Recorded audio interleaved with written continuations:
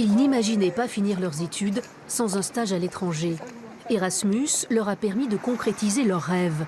La preuve avec Carlota, Kevin et Anne-Sophie, une Espagnole, un Allemand et une Française, des étudiants pas peu fiers de leurs expériences respectives.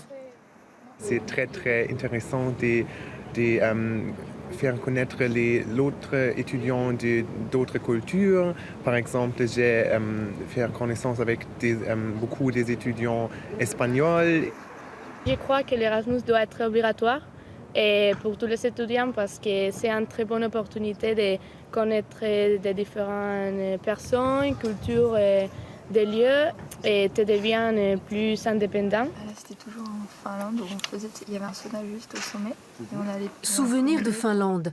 Anne-Sophie, elle aussi, est sortie des sentiers battus. Cette ancienne élève de l'école de commerce Kedge s'est expatriée pour une année d'études à Vaasa et elle en est revenue transformée. Je pense que j'ai grandi un peu plus vite que si j'étais restée à Bordeaux. Donc oui, transformée au contact des personnes, on apprend à la fois sur les autres mais aussi sur soi-même. Bien plus qu'un simple échange universitaire, Erasmus constitue aussi pour les étudiants un véritable tremplin vers l'emploi.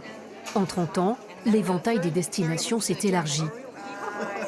On sait très bien qu'aujourd'hui, les emplois, c'est plus simplement dans l'Europe très restreinte, telle qu'on pouvait la voir du style France, Angleterre ou Espagne, mais désormais, le terrain de jeu, entre guillemets, en tout cas le bassin d'emploi, est beaucoup plus large et ce qui justifie aussi la curiosité des étudiants sur d'autres destinations. La curiosité au-delà des frontières, et pas seulement dans les campus les plus élitistes.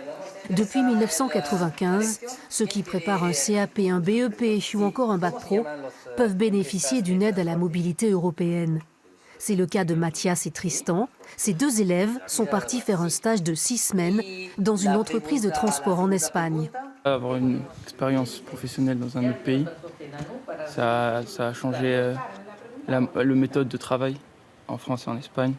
J'ai appris plus de choses en termes de transport, que ce soit à l'international comme au national. Et pour la gestion de l'entreprise aussi, ça m'a appris plein de choses.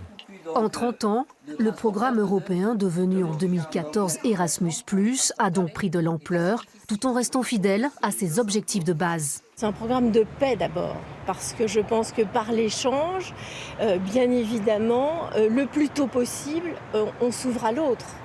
Et que quelque part, c'est la garantie d'une plus grande tolérance, de valeurs qu'on partage et qui nous sont communes au niveau européen.